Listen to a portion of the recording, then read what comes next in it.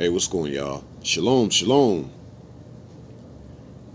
When you look around and you kind of see the decimation, if you will, of society, of moral principles, spirituality, I mean, it just makes you wonder about a lot of things.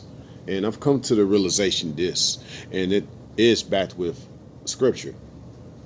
Overall, these females do not want to be taught. Yes, she does not want to be taught. You got a lot of them even always seeing what they can bring to the table, and more or less they don't need a table at times. You got all these talks, right, of all these different points that you hear from these females. I'm to the point now where I've said before in the video that I don't really care about what she has to bring to the table. I care more about her preparations for being able to bring something to the table.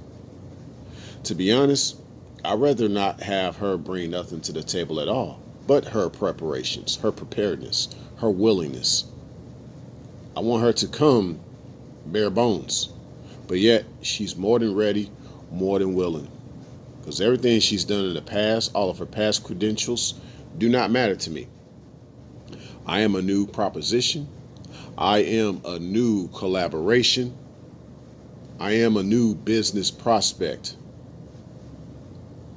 And on the spiritual front, I am definitely a new union. And so this is very important because in the scriptures, just going back to the book of Genesis, it talks about how man was made in the creator's image. We're not talking about mankind. We're just talking about man himself, not woman, man.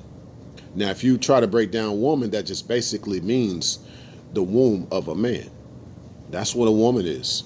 Okay, so if that's the case, then a man is made after his image, the creator's image and likeness. And if a woman is the womb of a man, what does this mean? This means really that she is made after that man's image and likeness.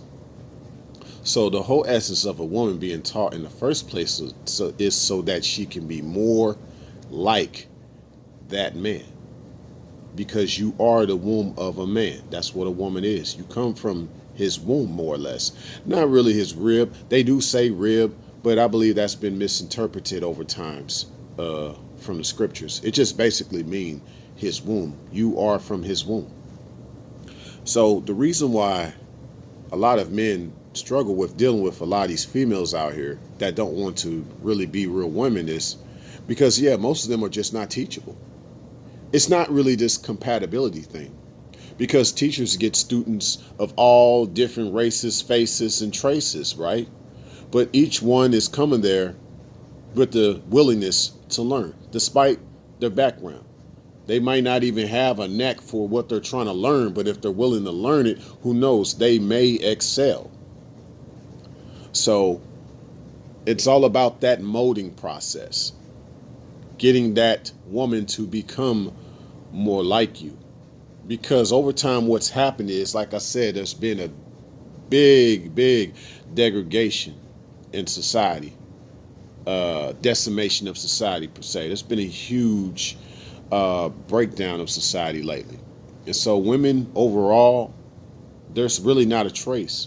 More or less these females that don't know what it's like to be a woman, and they just don't really have what it takes to know what it's like to be molded. I believe in the woman's purest form, she was never, ever meant to be molded per se. She was already a complete package because she was a womb of that man. She was basically his blueprint, his DNA. Why you think that when you look at people that are together as they get older, they start to look more like each other?